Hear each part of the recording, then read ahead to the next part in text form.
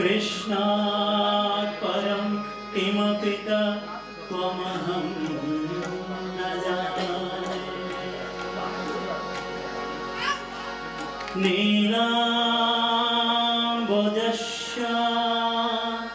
मलकोमलाङ्गं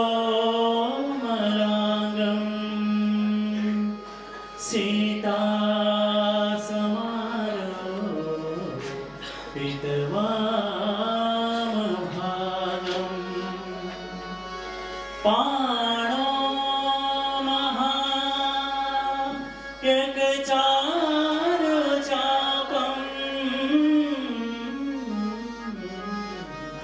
नमामि रामं रघुवंशनाथं।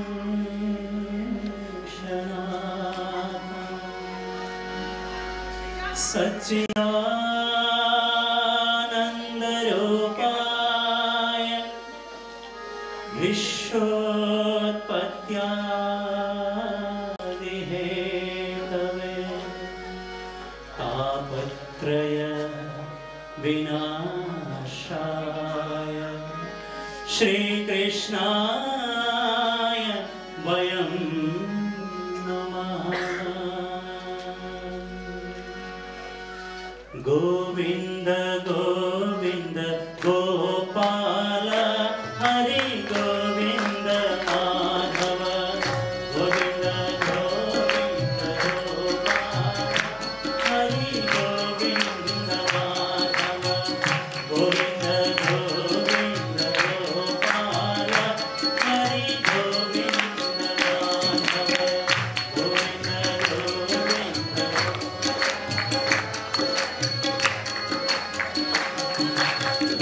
Govind Govind Gopal Hari Govind Madhav Govind Govind Gopal Hari Govind Madhav Govind Govind Gopal Hari Govind Madhav Govind Govind Gopal Govind Govind Gopal Hari Govind Madhav Govind Govind Gopal Hari Govind Madhav Govind Govind Gopal Hari Govind Madhav Govind Govind Gopal Hari Govind Madhav Govind Govind Gopal Hari Govind Madhav Govind Govind Gopal Hari Govind Madhav Govind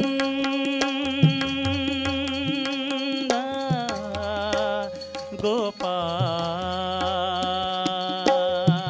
Govind Govind Gopal Hari Govind Madhav Govind Govind Gopal Hari Govind Madhav Govind Govind Gopal Hari Govind Madhav Govind Govind Gopal Hari Govind Madhav Govind Madhav Hari Gopal Madhav Govind Madhav Hari Govind Madhav Govind Madhav Hari Gopal Madhav Govind Madhav Hari Gopal Madhav Govind Govind Gopal Hari Govind Madhav Govind Govind Gopal Hari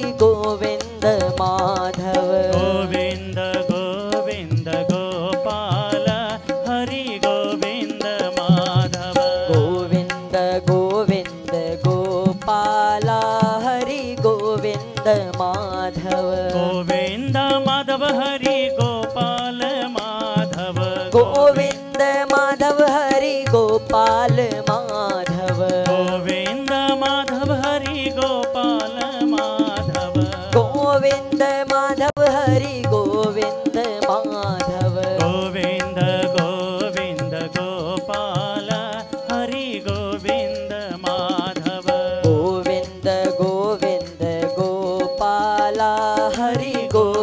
Govind Madhav Govind Govind Gopal Hari Govind Madhav Govind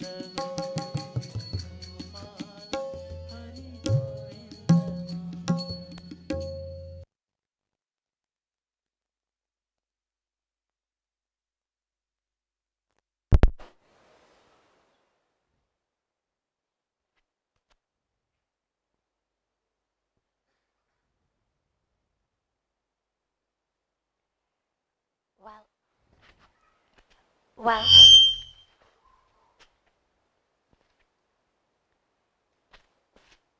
welcome to Satsang, everyone. In honor of the new year and a new commitment to being present rather than distracted, please make sure that your mobile phones are on silent, including the beeps and the buzzes and the bings and whatnot.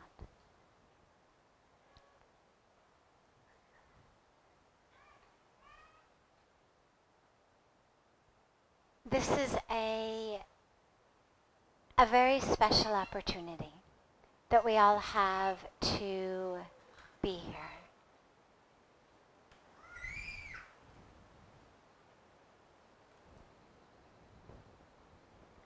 Being on the banks of Ganga any day of the year is a great blessing.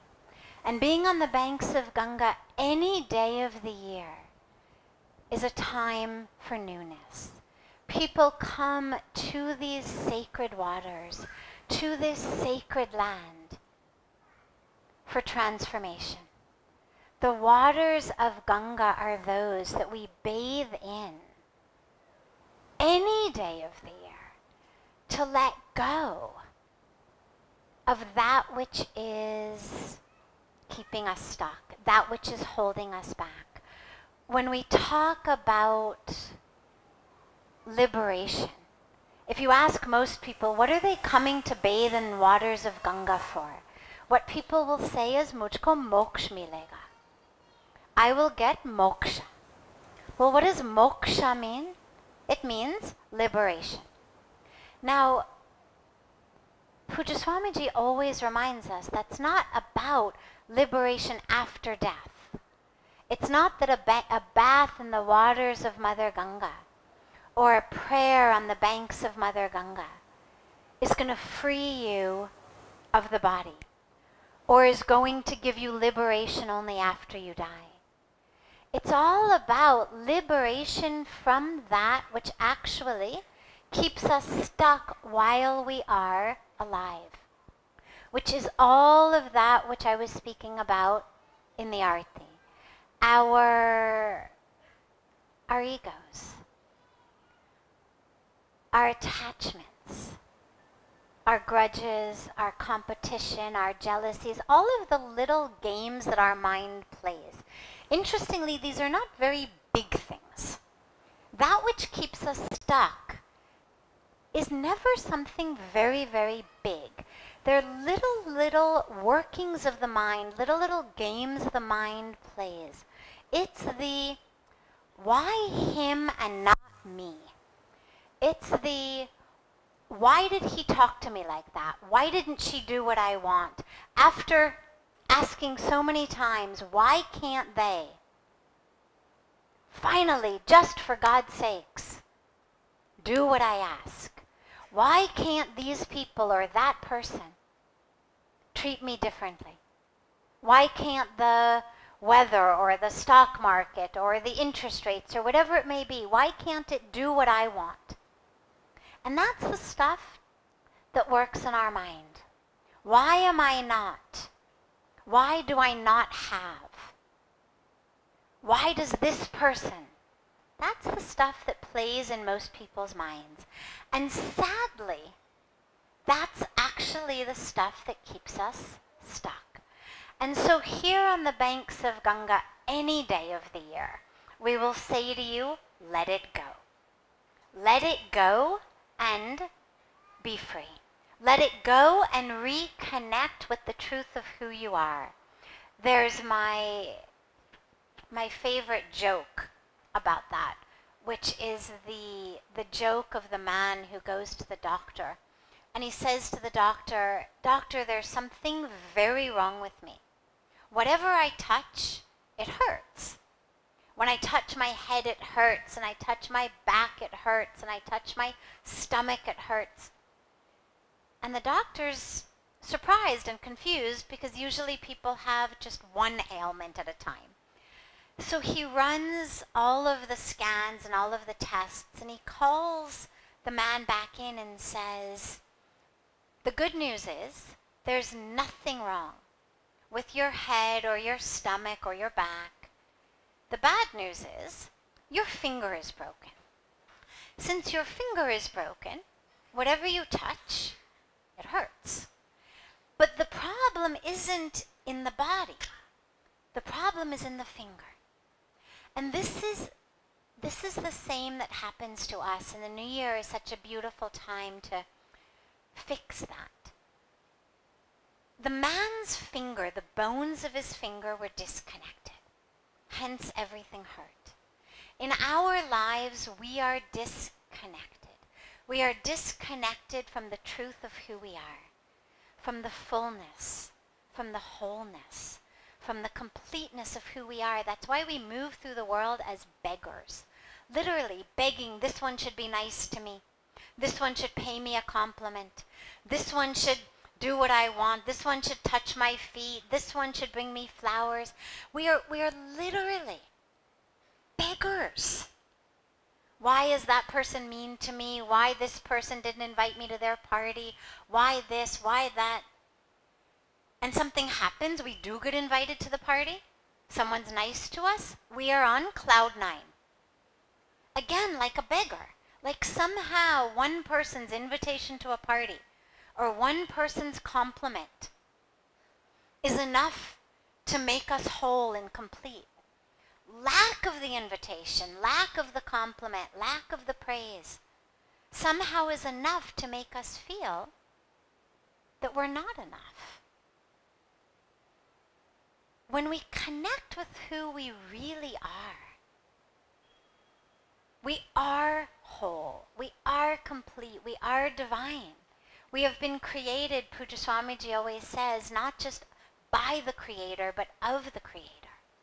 And so that which the Creator is, wholeness, divinity, consciousness, love, peace, perfection, all of that is who we are.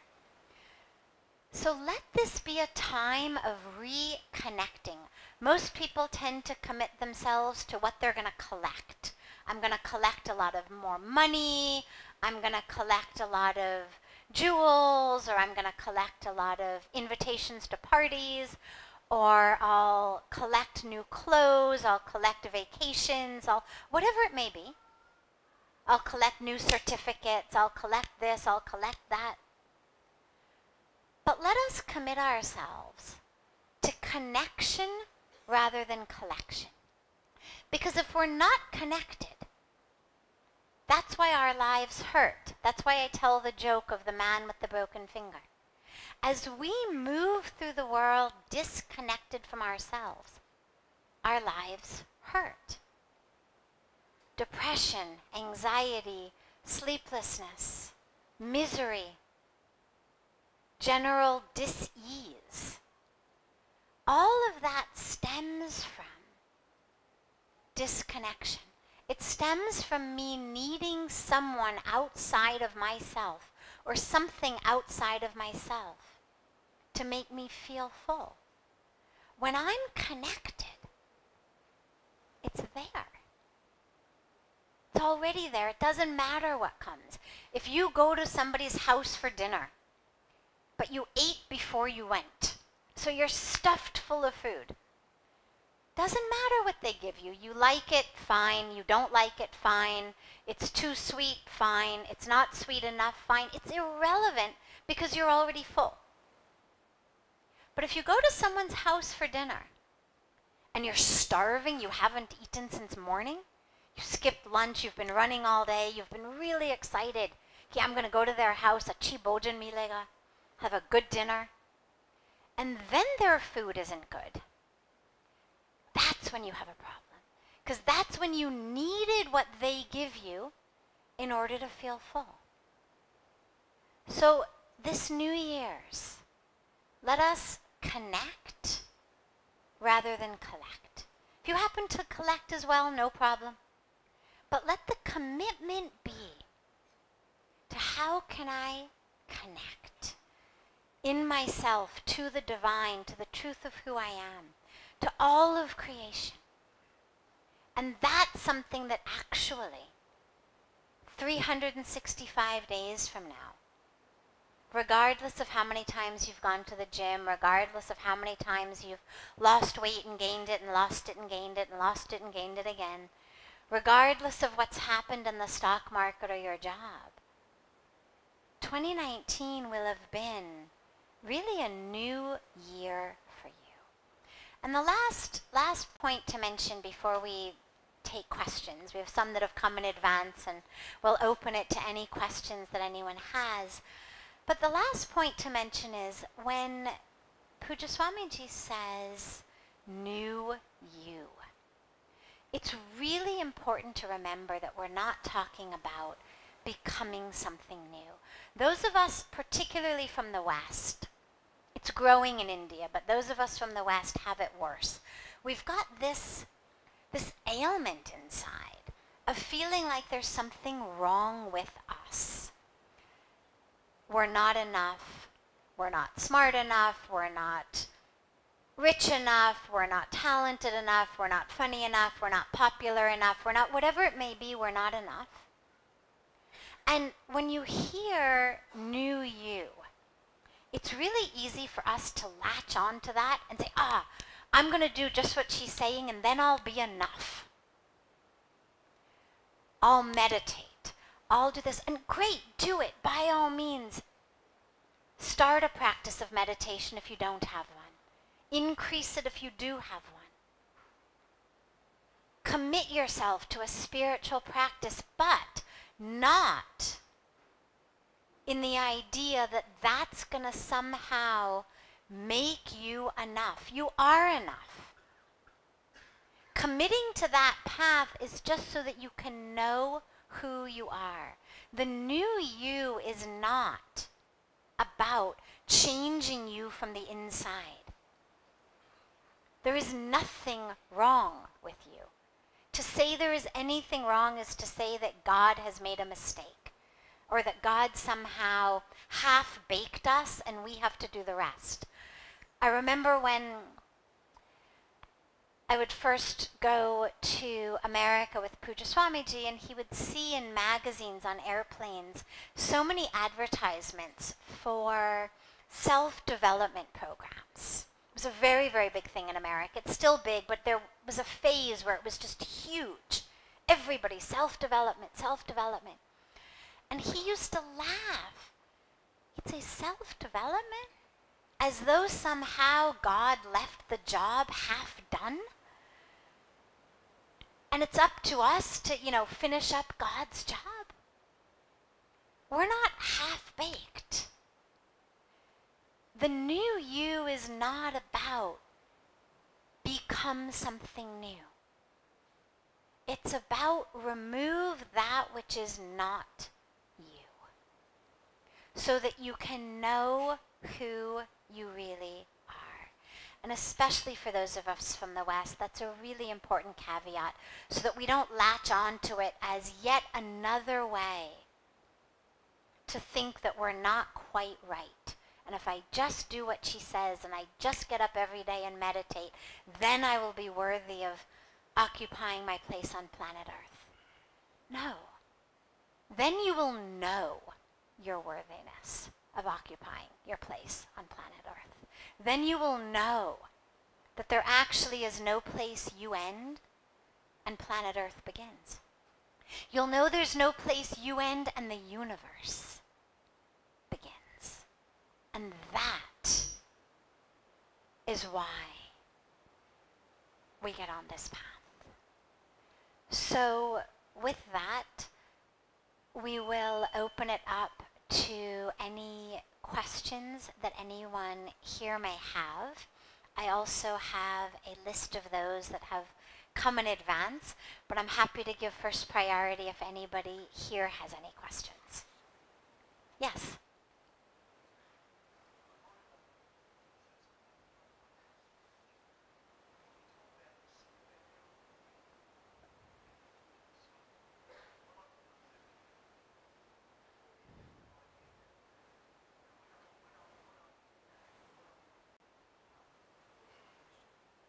What is it? Okay. Sure. So he said he was in satsang a few nights ago when I was speaking about going within and the need to go within in order to connect. And he said, what does that actually feel like? How do we do it? And what does it actually feel like? So how do we do it? What we can do maybe before we end satsang tonight is actually have a short meditation together. So I'll walk you through one way to do that. Anything that takes us in is the right way. There are lots of techniques of meditation, lots of paths of meditation. There's none that is better or worse than the other. Really what it's about is what works for you. All of the paths take us in. So before we leave from here tonight, I will walk us through a path, and we will do that. And then the other piece being, what does it feel like?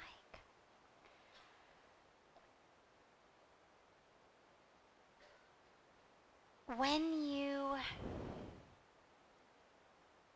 you connect, and again, of course, when you read the spiritual literature, when you listen to the gurus, the saints, the sages, each of them describes it in a slightly different way. So it's important not, again, to latch on to, oh wait, I'm not experiencing it that way, so it must not be right.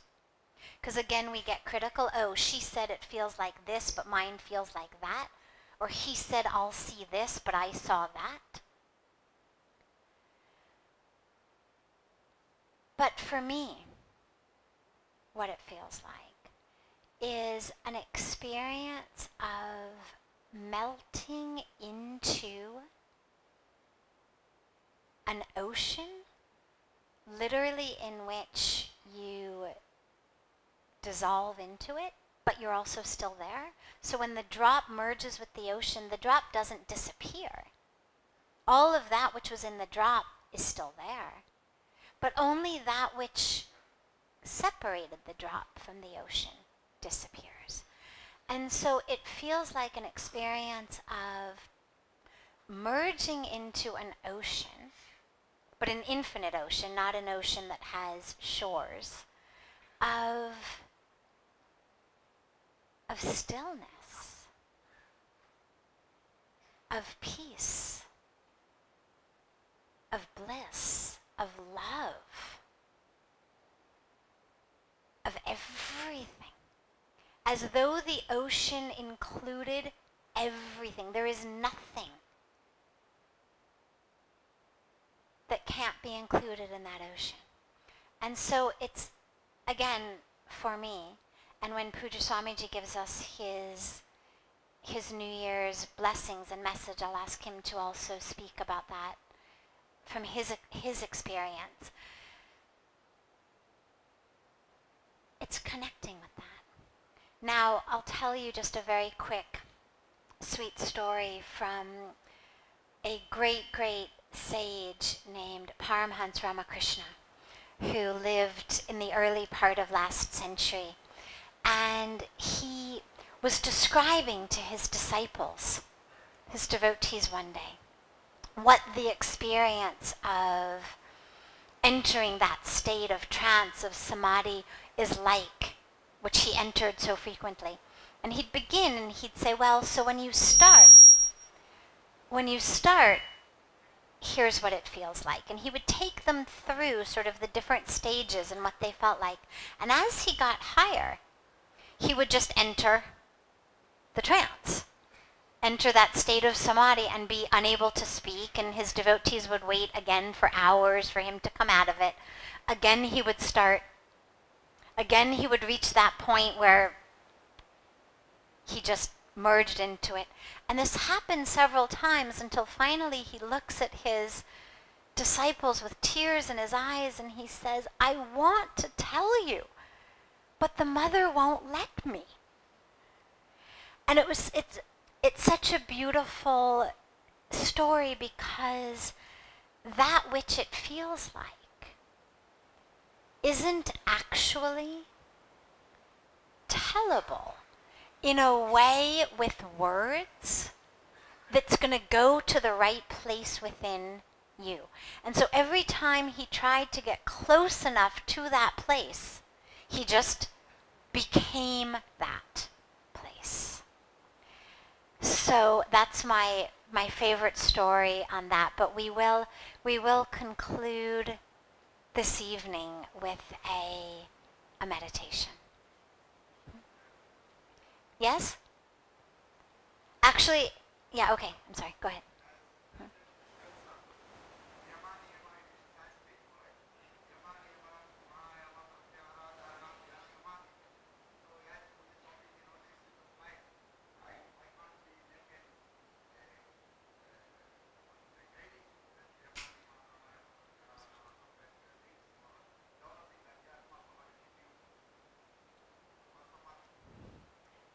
So he asked about what's given to us as the 8 limbs of yoga by the sage Patanjali, which we don't have time to go into the details of tonight. But the core of that is, and the part that is, I think, applicable for everyone, is it's 8 limbs. It begins with what's called the yam and the niyam, which is how we live. You could think of it as the 10 commandments of a righteous life, regardless of your religion, regardless of your tradition, regardless of your culture. There's nothing in them, nothing in any of the 8 limbs, that requires you to believe a certain thing, that requires you to pray a certain way. It's all about nonviolence, truthfulness, non-stealing, non-hoarding, all of the ways that we live within ourselves, in the world. That is the foundation of yoga. And whenever we speak about yoga, we always emphasize that's the foundation. You cannot begin with asana, which is limb 3.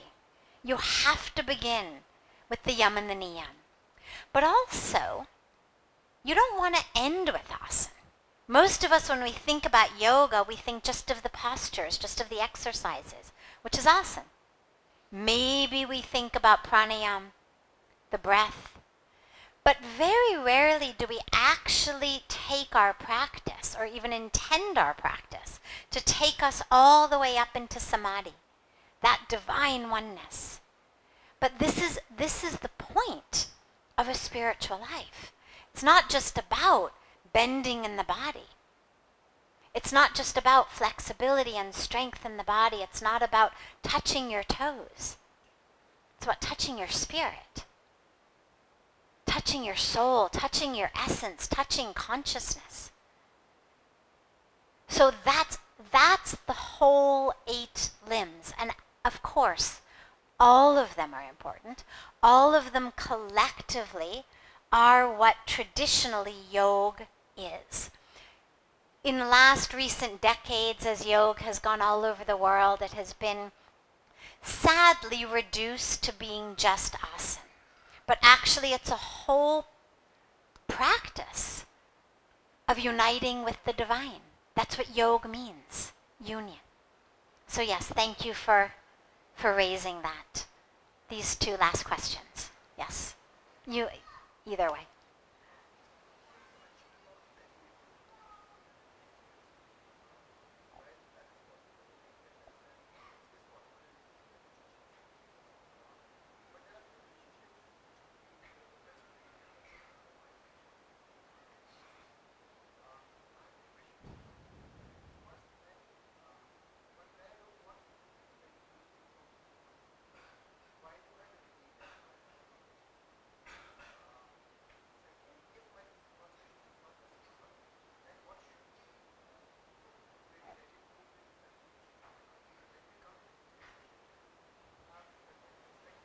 Of course.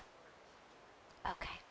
Great. So he asked a two-part relationship question. The first part being, as we were speaking earlier about letting go, that he said, if I'm going to let go of all my expectations, why even have the relationship? Why do I need them in my life if I don't expect anything of them? And then the second question being, and if I do need them, if it's a relationship we really want to hold on to, how do I let go?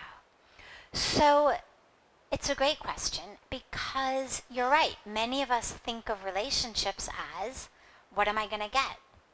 Mujhko kya milega? Whether it's about sensual pleasures, whether it's about the pleasure of being on the elbow or the arm of someone who looks beautiful or is of some post that feels important to us, whether we're marrying for money, whatever it may be, a lot of us think, what am I going to get out of it? Even if it's just on an emotional level. I feel full of holes.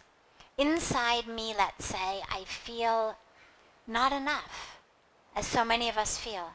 Maybe I feel that I'm ugly and I'm stupid, and since I'm ugly and I'm stupid, I'm worthless. And then I meet you, and you say to me, oh, you are my Miss Universe. You are the most beautiful woman in the world. Well, boom, my hole is filled.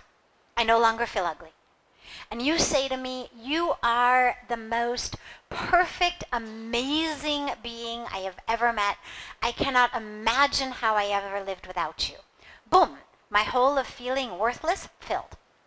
With you, I feel full. The problem with that is that as I grow,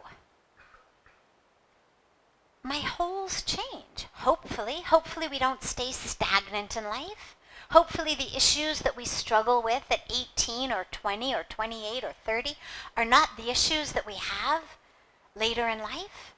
Hopefully on some psychological or spiritual level we're growing. So as my holes change, it no longer fits so perfectly. Right? If I've got, let's say metaphorically, a square hole and you've got a square peg, we fit perfectly.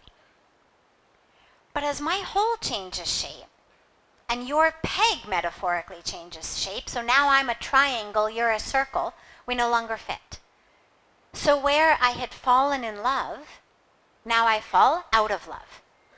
And now I say things like, oh, I don't know what happened. I don't know what happened to you. You used to be so nice to me. You used to make me feel so good. But that's because I needed you to fill my holes. So it's a great question because in order to really have a relationship, we need to stop relying on people to fill our holes. That's not why we go into relationships. We go in not as a half plus half equals 1. We should go in as 1 plus 1 equals 1. On weddings, Pujya Swamiji always gives the blessings. May 1 plus 1 be 1. That you come together. So I have to become 1 before I get into that relationship. Which means I'm getting into it not to get my holes filled. I'm getting into it for one beautiful reason. When we connect with another being, if we really connect in love, we're connecting with spirit. And as people ask, how do we connect with God? How do we connect with spirit? How do we connect with the universe? Well, one of the best ways is love someone. If you can't connect immediately with the divine inside, if you can't connect with the divine in a house of worship of your religion, but you can actually really love someone. Not just the body, that's lust, but actually the essence of who they are, their spirit, their soul. If you can connect with that, you are loving the divine. Because in order to connect with their spirit and their soul, you can only do it with your spirit. Body does not connect to soul. Body connects to body.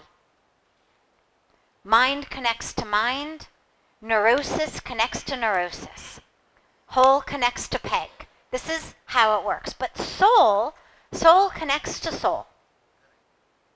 So if I'm connecting to your soul, I have to do it from my soul. Which means that through you, I have touched my soul. Through you, I have touched love. And that is why we love others. You know, when we speak about a spiritual path and the difference between chalo sannyasle, yagrestil, are we going to connect to God through a path of renunciation? A path of celibacy? Great. Or are we going to connect to God through a householder path? Also great, if that's what you've chosen. Both are ways ultimately to connect with God. And so it's not connect with God only through the path of renunciation and celibacy. If you're on a path of a householder stage, use that to connect with God. Doesn't mean you can't appreciate the body. Bodies are beautiful. Every shape, every size, every color, they're all beautiful. Appreciate it. But love the soul and spirit with your soul. That's ultimately what our relationships are supposed to give us. Not just, you know, someone to cook for us or do the dishes or bring home the bacon or the bread or whatever it is that we not just someone to go on vacation with, but someone through whom I'm able to connect with the divine. That's actually what it's about. And when you connect in love, here's the beautiful thing about love. If you take an air conditioner that gives you cold air, the closer you stand to it, the more cold air you get. Because the cold air is coming from the air conditioner. Turn on a heater, closer you stand to it, the more hot air you get.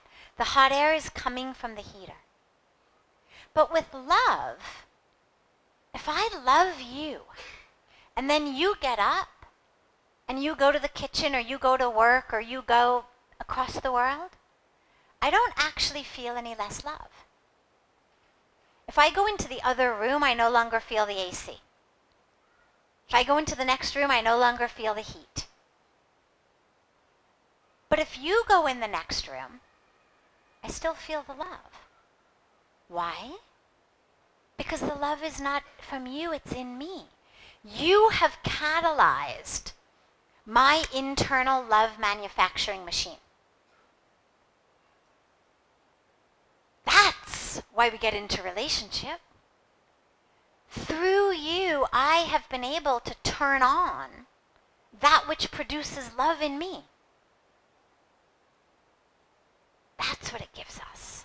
Love, connection, spirit, essence, all of that within me, catalyzed by you. And then, so how do we let go? Well, you make really a conscious decision. You know, I always share the story of my dad, who's a divorce attorney. So he's 73 now. He has spent the last 45 years getting people divorced. It's what he does. Somebody has to do it. It's what he does.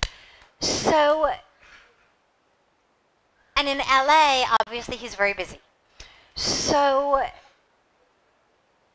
through all of his years, however many of the tens of thousands of people he's gotten divorced and all their stories he hears, he has come up with a teaching that, interestingly, matches exactly a teaching that Pujya Swamiji gives from the spiritual side. Pujya Swamiji gives it from teachings from the Bhagavad Gita, other teachings from the scriptures. My dad gives it from teachings of a lifetime of getting people divorced. But the teaching is exactly the same, which is your only mantra in a marriage or in any relationship that you really want to work is, okay, honey. Okay, honey. Now, the dilemma is a lot of us think, well, if I do that, well, so that person's going to walk all over me. What about what I want? Valid question, but here you ask yourself, you've really got a choice. Let's take something simple. You want to eat pizza, the other person wants to eat Chinese food. Okay, you're fighting. Take your fighting. Finally, you win. Tika, the you win. Pizza.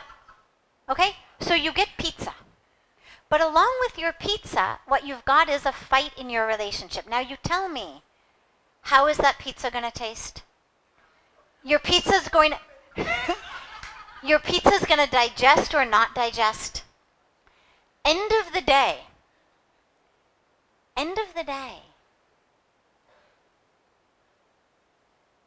when one of you is on the living room couch, what have you gotten from that pizza? And so the question, whether it's about what we're going to eat or about other things in our life, the question is it more important to be right, or is it more important to be in love? My dad always tells young men who are just about to get married, he says, you have got only one choice in your marriage. You think you've got a lot of choices, you've actually only got one. And your only choice is whether you want to be right or you want to be married. Those are your only options. Either you get to be right or you get to stay married. And whether you think about an actual marriage, or you think about a best friendship, or you think whatever it may be, is it really more important to be right than to be in love? And so we let it go because we say, letting it go does not mean you are right. It does not mean, okay, I concede, I am the weak one, you are the strong one. I surrender. It's not that. It's, I am actually the strong one. People think it makes us look weak, but it actually makes us look strong. Because if in order for me to be happy, I seriously need to eat pizza, I'm not very strong inside. If in order for me to be strong, I need to convince you until you finally say, okay, you are right, I'm not strong inside. But if I have the ability to say, peace is my highest goal, love is my highest goal, and to actually let go of my own ego, that's what you're letting go of. You're letting go of your ego that says, no, why always me? Why can't I get what I want? Why always that person? You're letting go of that. That is what stands between you and love, between you and peace. So once you recognize that that thing is actually the wall between you and love and you and peace, you let it go. Choose love. Let that be your 2019 resolution, to choose love.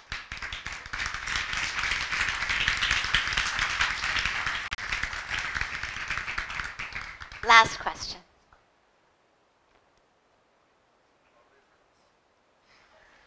Well, just the last question, then we'll have special blessings from Pujya Swamiji in his message.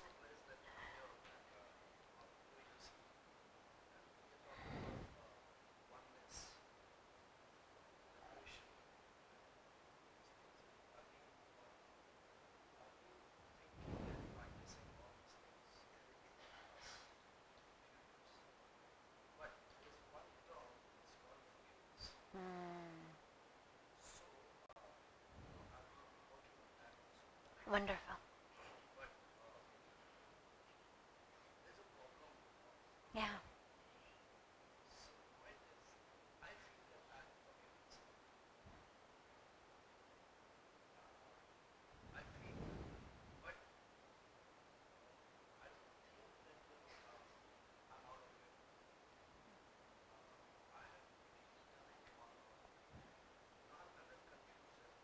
Okay.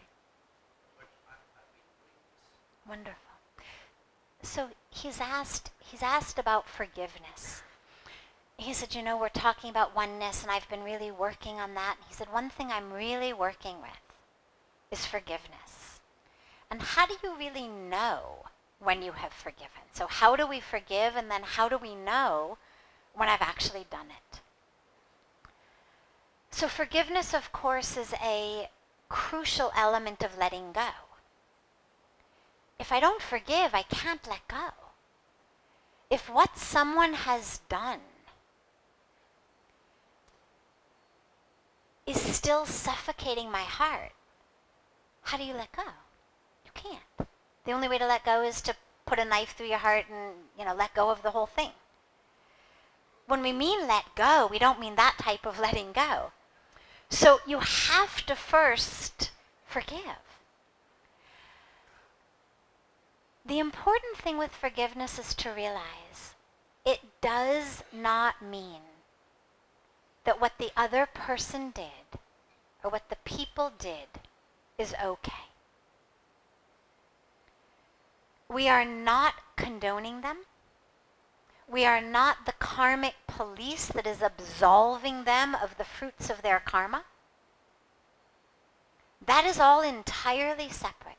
What they did, they will receive the fruits of that. They've planted seeds. Whether they've planted seeds of abuse, betrayal, cheating, harm, violence, those are the fruits that are going to come on the tree in their life. But we don't forgive because in some very warped way, we seem to think that if I don't stand over that seed and remind it what it's supposed to become, it's not going to grow. Like if I don't stand here and say, remember, this is a seed of abuse. Remember, he's got something coming to him. Remember, he needs to be punished. That if I don't do that, somehow the universe is going to forget. As though somehow I had been appointed, secretariat of the universe. Until and unless God comes down and says to you, hey, do me a favor. Make a note of this because I'm going to forget. Make sure you don't forget because I'm going to forget. Be sure to remind me every 2 minutes. Until and unless God says that to you, understand that the law of karma is taking care of itself perfectly. People will receive the fruits of the seeds that they plant. Forgiveness has nothing to do with that. Forgiveness has to do with one thing and one thing only. Our own freedom. What someone does to you, no matter how heinous, horrible, painful, tragic, traumatic it may be, it does not on any level warrant you any less deserving of being free. But when we don't forgive, what we are saying is, okay, you harmed me. You abused me. You betrayed me. You cheated me. Therefore, I am going to lock myself up forever. Therefore, I'm going to put myself in a jail of misery and throw away the key.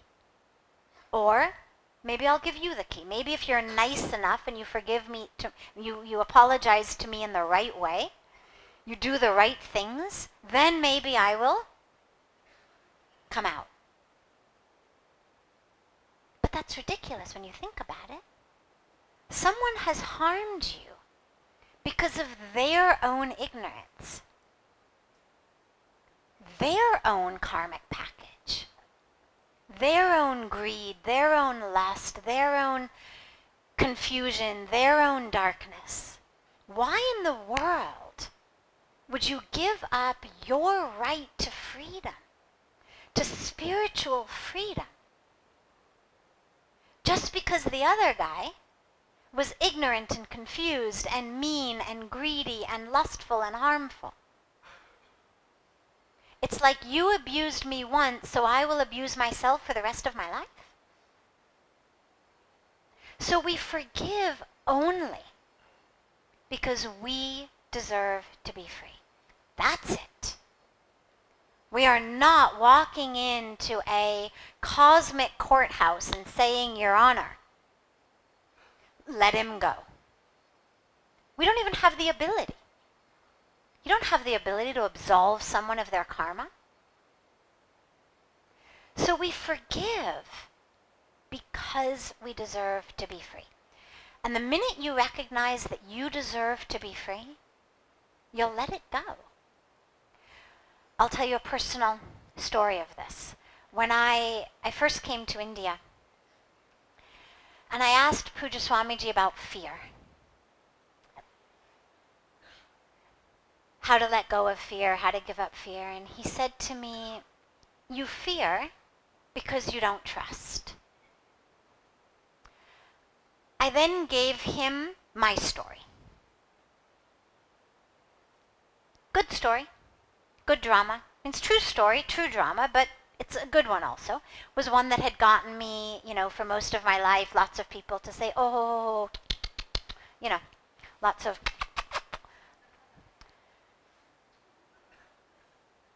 as though he would say, oh, okay, in that case, now I understand why you don't trust. Well, in that case, I'll just wave my magic wand and make it better. But no. He said to me, are you going to take that to the grave with you? I was 25. I said, no, of course not. He said, so you're going to let it go the day before you die? I said, God, no, of course. He said, how about a week before you die? I thought, is he saying I'm going to die like this month? I said, no, of course not, Swamiji. I mean, I'm working through it. There's a process. I'm going. And he looked at me and he said, you're just waiting for someone to draw the line for you.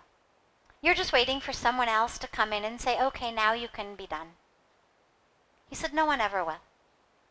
He said, it's entirely up to you whether you carry this to the grave, whether you give it up on your deathbed, whether you give it up a week before you die, a month before you die, or whether you give it up tonight. I said, tonight? He said, yes. He said, we have this beautiful ceremony called the Arti, and come for the Arti and wave the lamp. And he said, after that, I want you to stand in Ganga and hold Ganga's water in your hands and just pull all of the pain, all of everything that's happened, and offer it to Ganga. And I'll tell you, to be very honest, this was in the morning. He used to give darshan from 10:30 to 11:30 in the morning. It was in the morning session. I spent the next many hours in the midst of a Western academic-induced arrogance, in which I thought, and I used to keep a journal, and I have entries in my journal from that day saying, just give it to the river. He says that I should just give it to the river, as though it were an apple core, rather than my life. And I thought, thankfully, I come from a system where we have a process and we know how to deal with these things, and we don't have to just expect the river is going to, wash away our pain. And at some moment, mid-afternoon, I had a moment that I will be grateful for the rest of my life, in which I said, okay, it sounds utterly insane. However, it was spoken by someone who is an incarnation of the divine on earth. It is spoken by someone to whom an infinite number of people come for blessings and wisdom.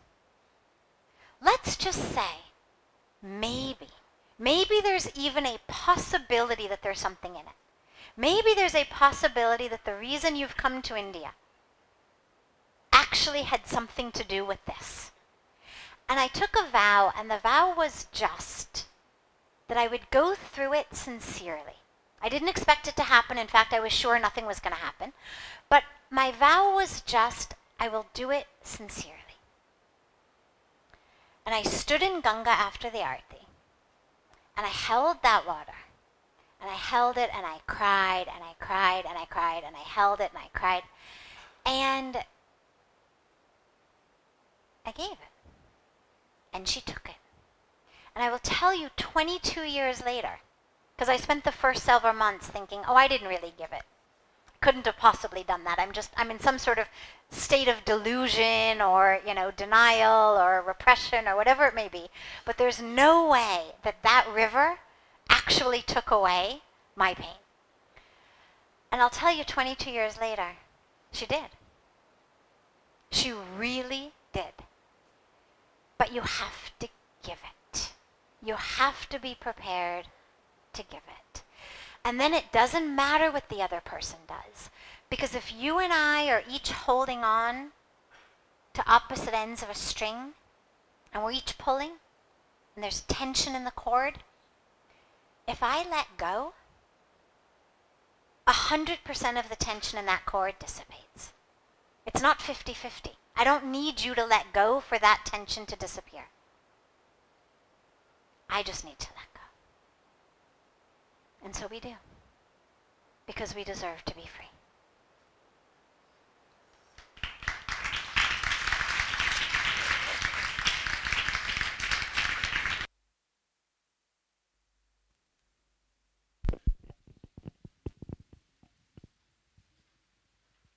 Om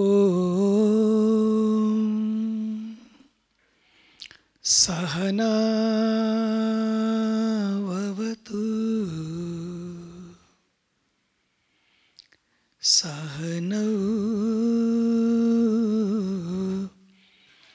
Bhunaktu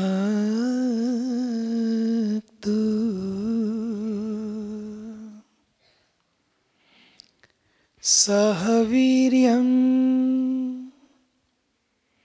Karavavahai Tejasvinavadhit Mastu Vahai Om Asato Ma Sadgamaya Tamaso Ma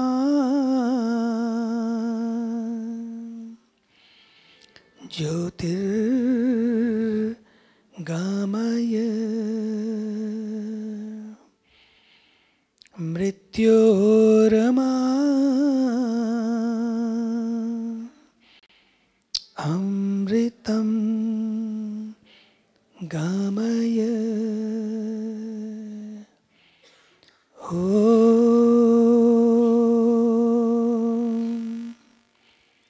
Shanti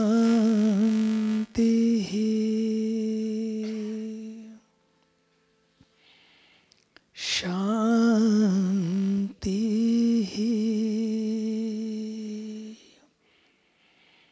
Shanti.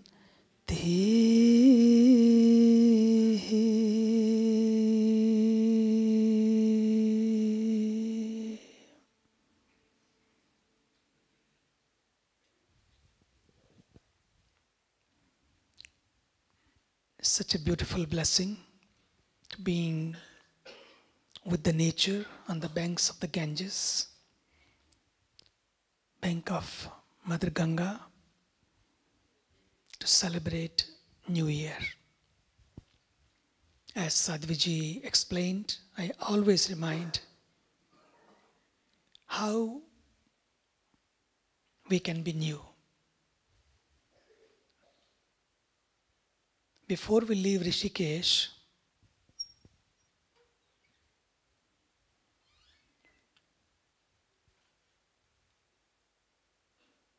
This is the beautiful opportunity that how tonight and tomorrow morning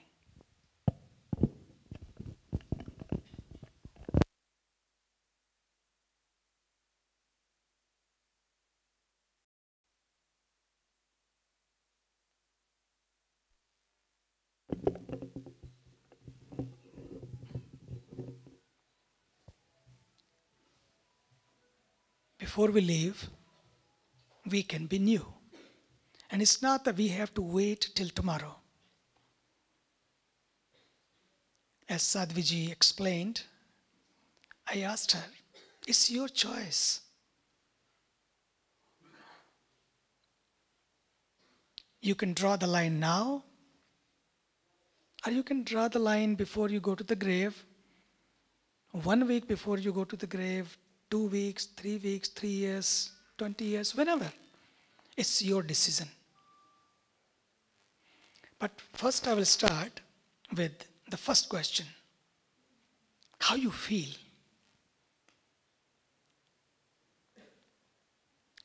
And then we'll come to, okay, honey. And this is the answer. Not only when you are married, to the divine also, okay, honey, whatever you say, surrender. And we do. But I will come and conclude with that. And then, what is the solution? How you feel about that? What is that universal felt? I remember Sadhviji when she started about connection and collection. When I was very young, I was given the opportunity, I was blessed enough that spiritual master, my Sadguru, gave me the divine touch, kept his divine hand on my eye, between the eyebrow center. And with that touch, since that day, life became so divine, so beautiful. But still, even with that divine touch, the magic touch, he took me through the path of sadhana, the practice of spiritual life. After 1 year of silence, when I at home, he took me to the jungle, the forest. Now, what I saw there, the saints, the sages, the seers, they all were there. No collection. No collection. To me also, I was given only one small mat, 6 by 8, small, very small, old temple was there. The shack of that old structure. No water bed, no bed at all, just one small mat and one set of clothes, one towel, one utensil. That's it. That was my collection. And others who were being in the jungle for so long, for so many years, I just started. But they were there for so many years. When I started visiting them time to time, having their blessings, being in the jungle, that's the association you had with them.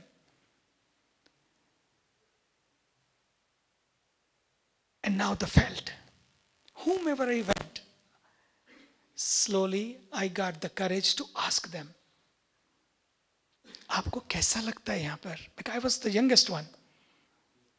How you feel about that? You are living for, I came to know, the other saint told me you are living here for 50 years, some 40 years, some 30 years. Some even were born there. But how you feel?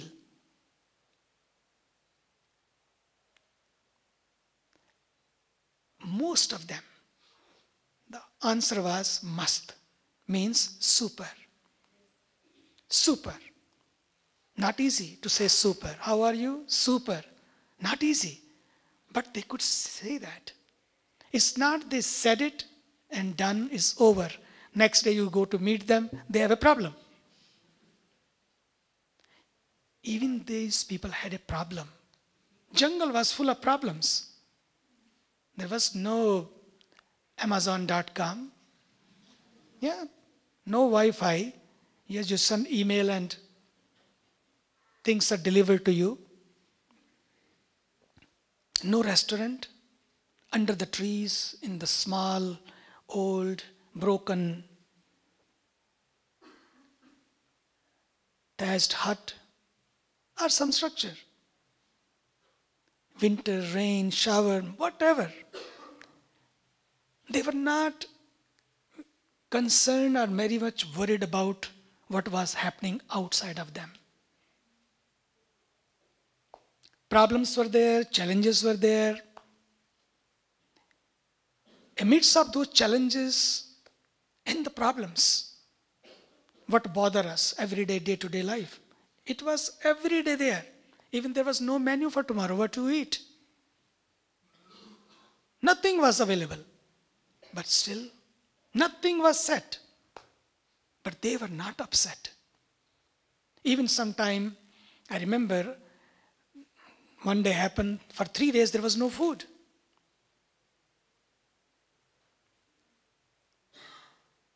Several days you have to go hungry. If somebody asks you, how are you? Did you eat? Oh, today I have a fast. You can't complain that because I could not have food, or you don't try to tell people, they feel pity on you. Oh my God, you didn't have food for 3 days, for 1 week. No complaint, no grumbling. Just whenever they meet, how are you? Wonderful. That was the training. Super. But how this happens? Even you have nothing around, even the problems are there, things go up and down, but that was the training that you don't go up and down.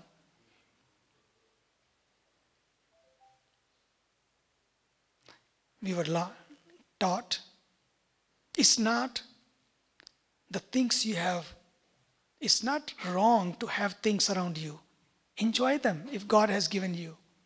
It's not wrong. I'm not saying that, everyone has to leave everything, go to the jungle, not to have everything. No. Main thing was having or not having. Doesn't matter. How you live in those both situations, happy, in peace. Rather than peace, we become in pieces. If things are taken away, we become in pieces. And there nothing was set. We have everything set. We have tea set, TV set, sofa set, solitaire set, sari set, sandal set. All is set. We keep buying more and more. When we go to shopping center, and after 2-3 days, even will be 70% off, 50% off, because the New Year is gone, Christmas is gone. They have to sell their. And sometimes you just buy one, get one free. Because they give you these challenges. And you do it. And you buy them. Even you don't need it. Sasta hai, chalta hai, le lo. And 50%, oh, this is 100% honey. Let me buy 4 sarees. Le. And you do it. Nothing wrong in it. Nothing wrong in it. But you have to ask yourself, क्या इसके बिना भी मेरा काम चल सकता है? You have to ask yourself, can I live without this? There are so many. This is the time not to buy more. This is the time to be more. The shopping of Christmas is not to buy more. Or the New Year pledge is not to buy more. The New Year is to be more. Not to have more, but to be more. Having more is not wrong. Don't take me other way around. Have it. But when these opportunities arrived, close your eyes. God, I'm so lucky. I have full of cupboards, everything. My shelves are full. Can I share more? Can I give more? Sharing more, giving more is being more. Sometimes shelves are full, but self is empty. The life is a balance of shelf and the self, where shelf also is full and self also is full. Sometimes shelves are full of the almirahs, but self is empty. The new year is to contemplate, to meditate. When Sadhviji was talking about meditate, to meditate upon this. क्या इसके बिना भी काम चल सकता है? और चलता है. You can never sleep with 2 jeans. Can you? It will be so uncomfortable.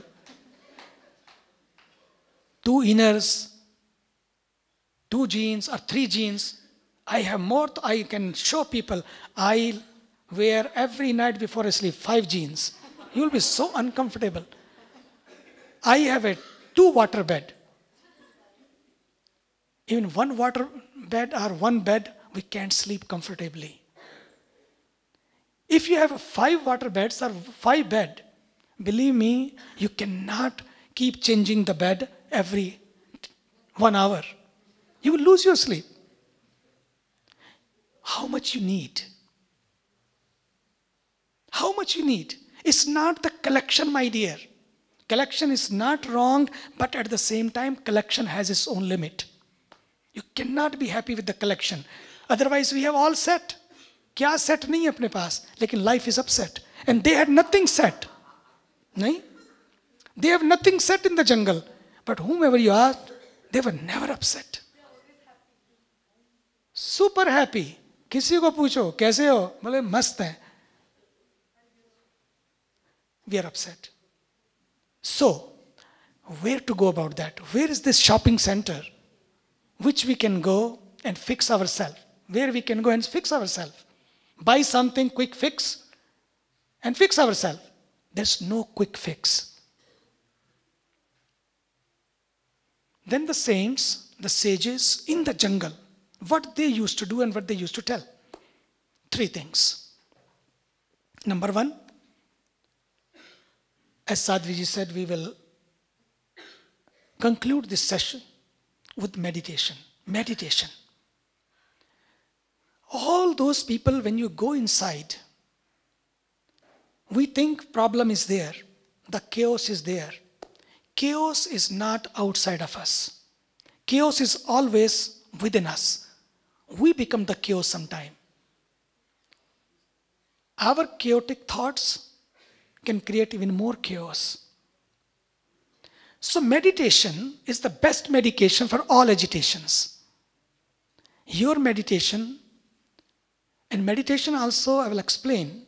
Number 1 is closing your eyes is one meditation. Connecting yourself to find that connection. The connection of peace, connection to yourself. One is that connection. And when that connection is found, then with that connection, always, even eyes are open or eyes are closed. In Hindi, when we say meditate, means dhyan karo. You know, when we say in Hindi, means dhyan karo. In English, when you say meditate, you meditate. But in Hindi, it's a wonderful dhyan karo. Kiska dhyan karo?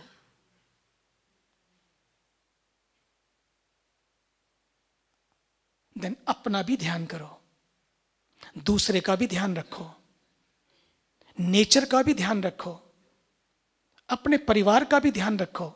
You don't have to only meditate for yourself.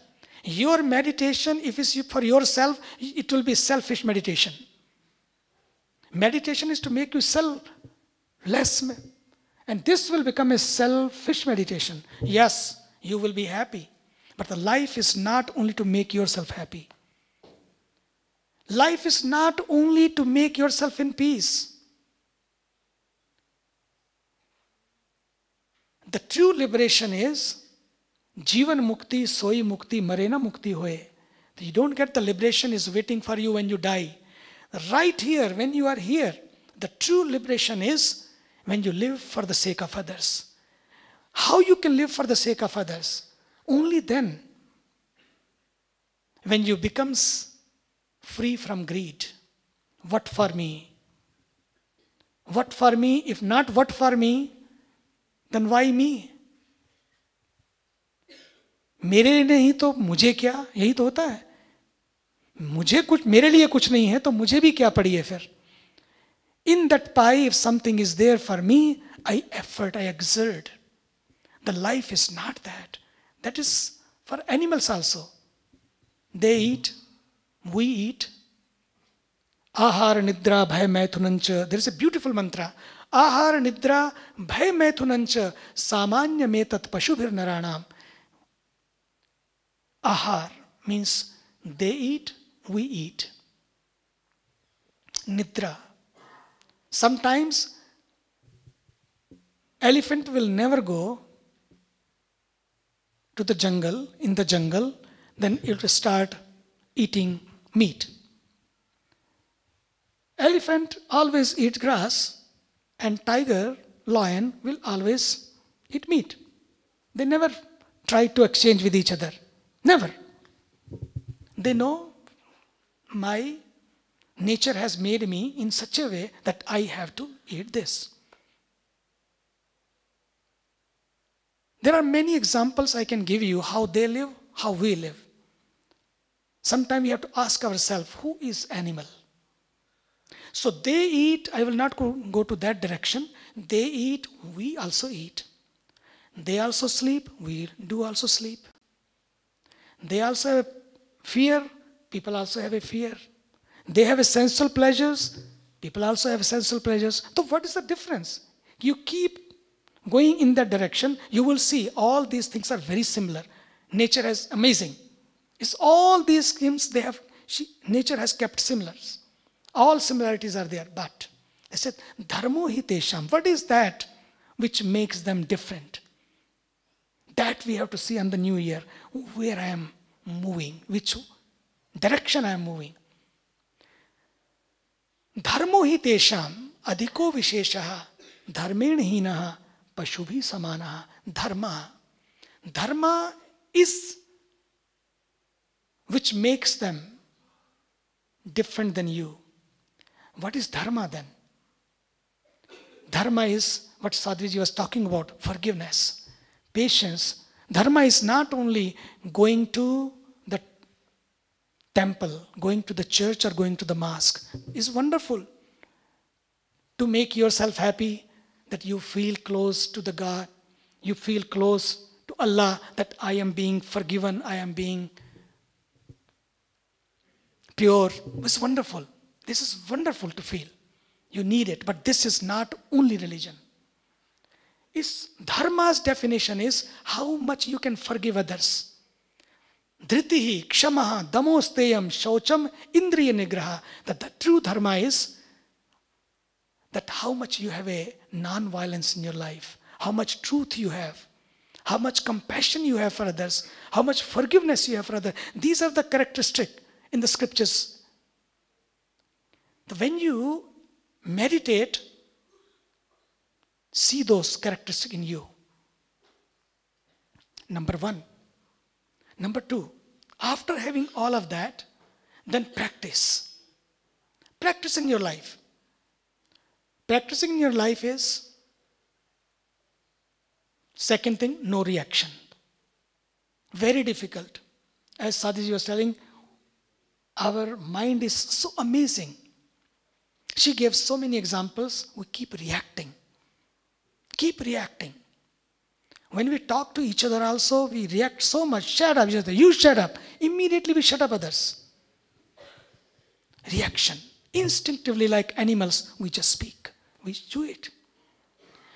Meditation, when you do it every day, in that meditation you have to see that calmness, that peace, which you have taken from meditation. Use it in your daily life. It means we don't react. No, you have to answer. But how to answer? You can respond, not to react.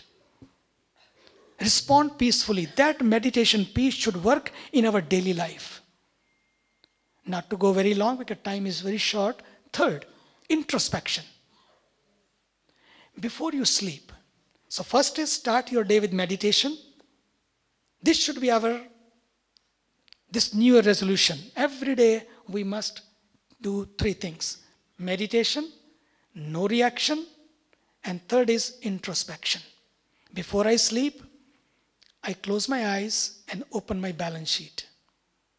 Or put my pen drive and start seeing this, my daily film. Every day I have a film. Somebody notices or not, but you do. When you start that movie from this beginning, the moment you get up and till you sleep, the movie is there. Watch everything. How many times unnecessarily I hurt others, or I lost myself. I lost my compassion even sometime. So many things, the list is so beautiful, so much. I can go on and on, but make your own list. And then, as Sadhviji explained today, when she came, she went to Ganga. You can sit in front of the fire, or you can go to tree, or whatever. Or you can go to the river, because river is the flowing water, takes with her. Fire burns everything, and you become pure. All is gone, and you become a new you. Whatever makes you happy, take all of that. Or in your meditation, there is a fire inside of you also. So much. Rather than burning others, take all of that. Close your eyes. Take in your hand, Swaha. And it's all burned. It's all gone. It's over. Every evening, before we sleep, if we do it, you will be amazed. There will be so much negative and so much positive also. All that, when it's positive, is our balance sheet is plus. When it's negative, our balance sheet is in minus. Not to worry about negative and positive. Not to worry about minus and plus. All of that. Offer. If you believe in God, give it to God. If you believe in nature, give it to nature. If you believe in energy, give it to energy. It doesn't matter. They all are same. They have no problem. We have these problems. So give. Main thing is give. And let go. And you will see the magic of it.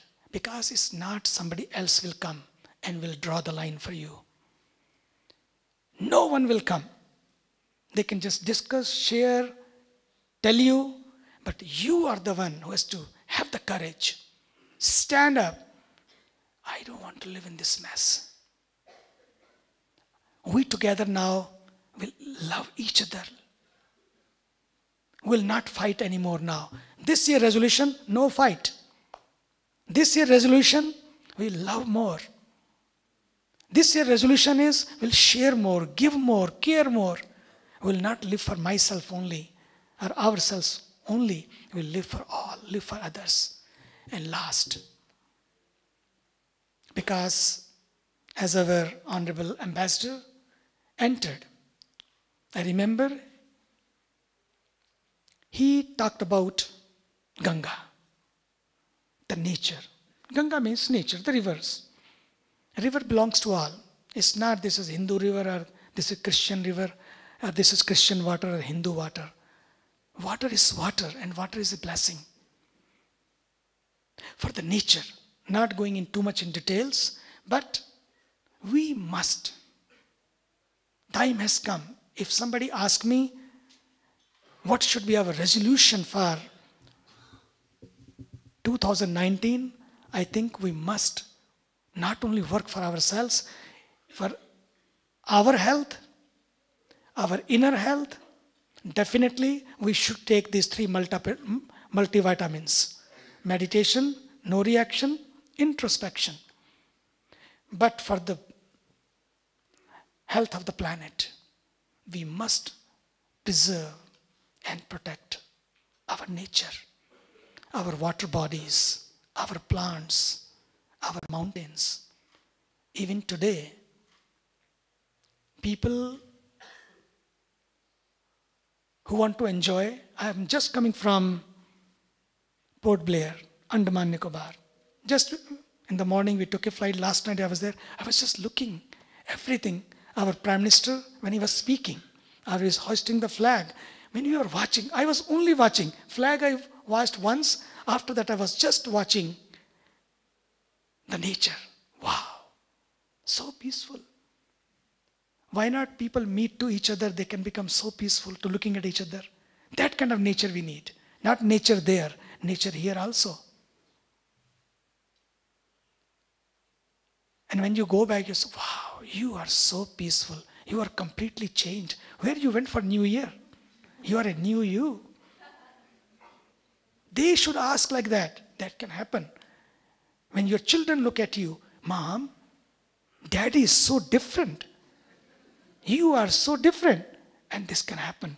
That will make your new year a happy new year. Children, they all copy us. They all look at us. We have to become, when we are talking about, okay honey, this mantra,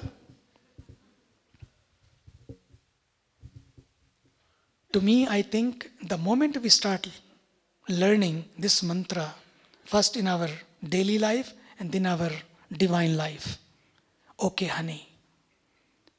Can we say okay honey to the divine? The moment you say okay honey to him, it means whatever comes, nothing is going to rock me and shock me because of your grace. That should be our, I'm glad that being here, I don't know what is after that, the schedule of all of you, but here, when you are here, with divine vibrations, I can see what wine cannot give you, this divine can give you. Believe me. And that, with that you can feel, for that wine you can feel maybe high. Yes, people feel high, but there is a hangover. But with the divine, there's no hangover. Believe me, and God bless you. And when you go back tonight, before you sleep, introspect. Where do I stand? Whether I'm becoming bitter or better in my life. Whether our relationships are becoming bitter or better in our life. Whether I'm thinking twice or second thought is there about my relationship to me. Why? What is not there? It's not fulfilling me, fulfilling my desires. What is that? It's me or other. The moment you start introspecting those things, you will be amazed. In that introspection will come to you. Let me draw the line. Even is he or she, but I will make the commitment today to say, okay, honey, to my dear beloved one and the supreme divine also, and you will see life will be completely different. God bless you. Happy New Year. And happy you. Thank you.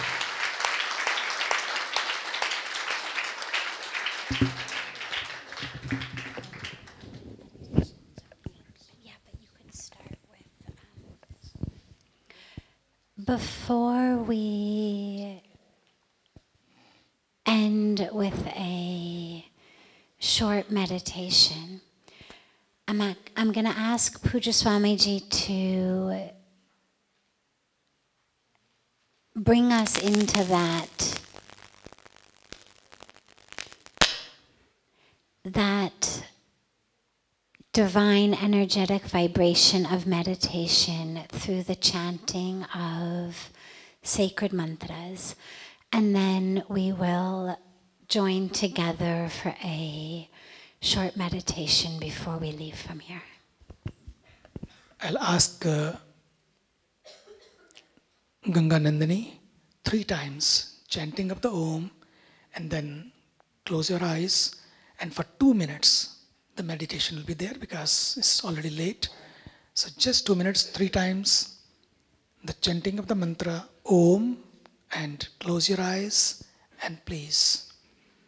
And whatever in your mind, you can chant that one. That mantra doesn't matter. But she'll start with Om just to bring everyone together. And we can chant Om together. So as you close your eyes, take a deep breath in.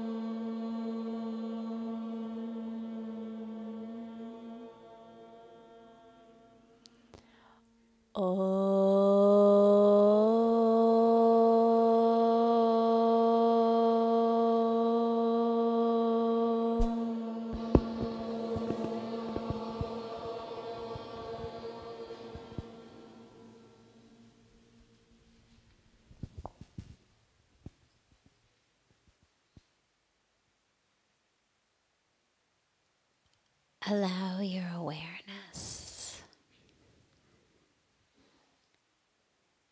to pull from the outer world to the inner world.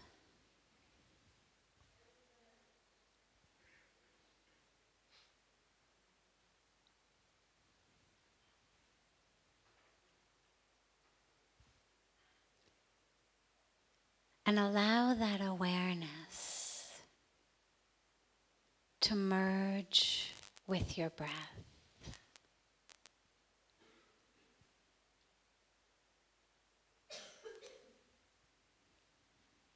But instead of merging with your breath in your lungs or rib cage, allow it to merge with your breath low in the abdomen, at a place that's just about 2 inches below the belly button, called the Swadhisthana chakra, just below the navel. Allow the awareness to merge with your breath at that divine energy center.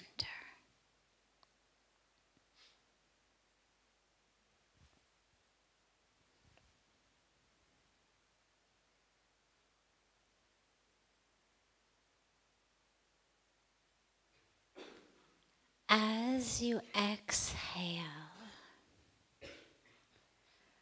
allow yourself to let go. On each exhalation, let go. Let go of another grudge you're carrying. Let go of an expectation. Let go of a mask that you wear, a role that you play.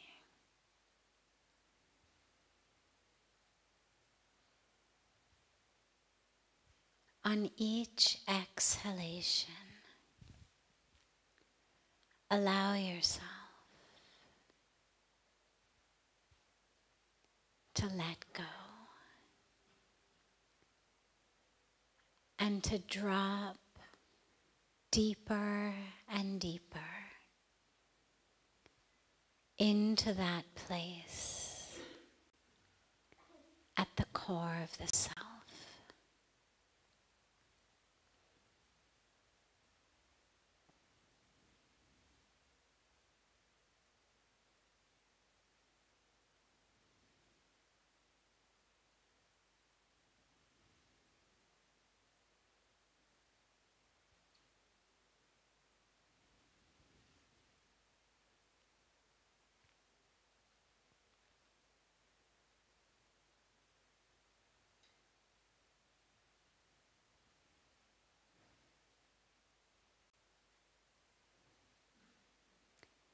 sinking deeper and deeper with each exhalation, freer and freer of that which binds us.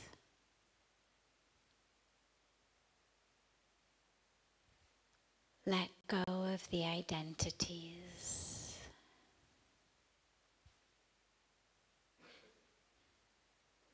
Let go of the histories.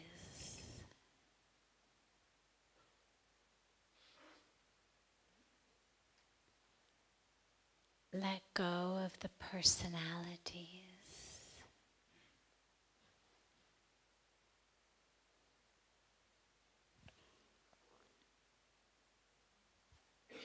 Let it all go and sink deeper and deeper into the core of the self.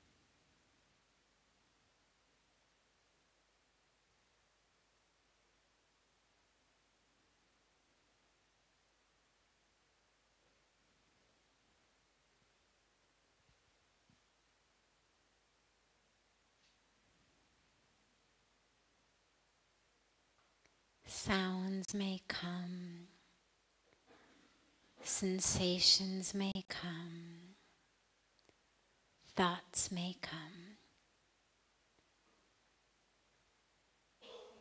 Don't allow your attention to hook into any of them.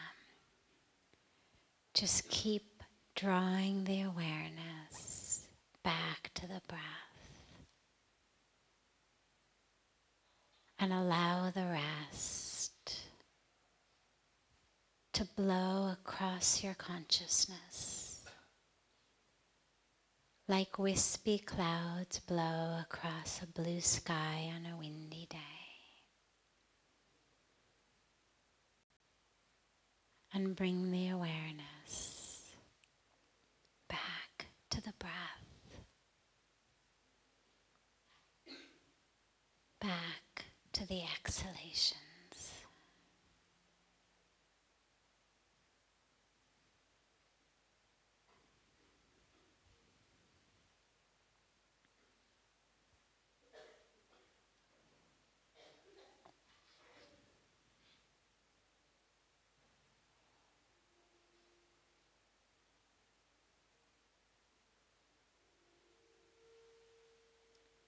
For the last few moments, allow yourself to rest in that place at the core of the being,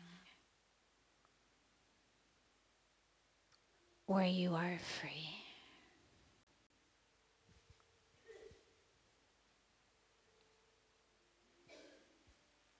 where you are whole,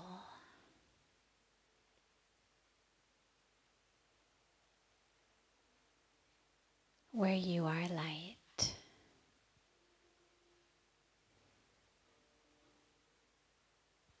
where you are love.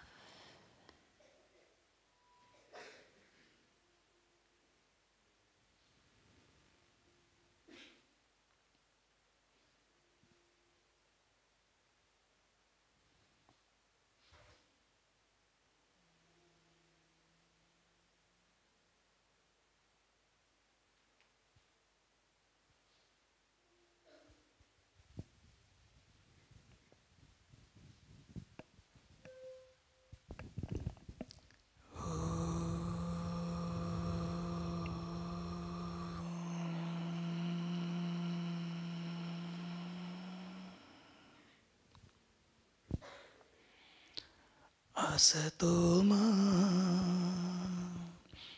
सद्गमय तमसो मा ज्योतिर्गमय मृत्योर्मा